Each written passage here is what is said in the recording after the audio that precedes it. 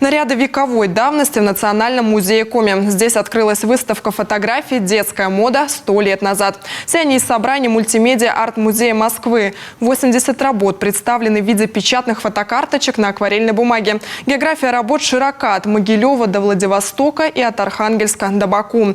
На экспозиции представлены и фотоснимки из коллекции Нацмузея Коми. Анастасия Тюрнина тоже когда-то ждала птичку из фотоаппарата в самом красивом платье. Улыбнитесь, сейчас вылетит птичка. Помните эту фразу? В начале прошлого века дети ждали птичку с таким же интересом, как и мы. И вот поэтому на каждой фотографии у них удивленные глаза.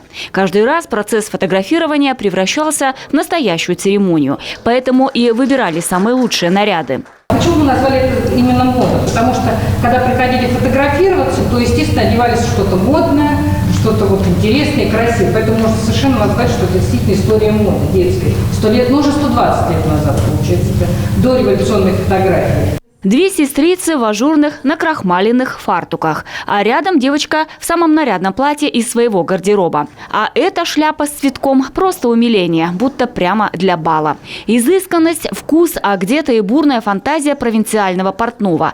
Такие воротники, крестильные рубахи или гимназические костюмы давно ушли в прошлое.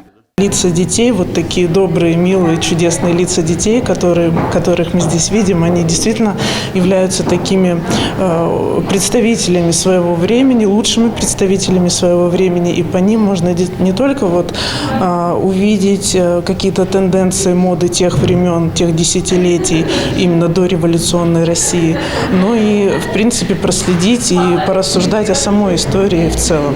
Печать на акварельной бумаге помогает разглядеть все до мелочей, да и почувствовать то, что происходило в таинственной комнате фотографа.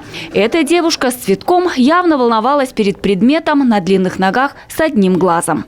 Они одеты не так, как мы. Я считаю, что одевались они намного лучше, чем мы. У них все ткани натуральные, мода красивая, нет открытых мест, которые бы хотелось скрыть.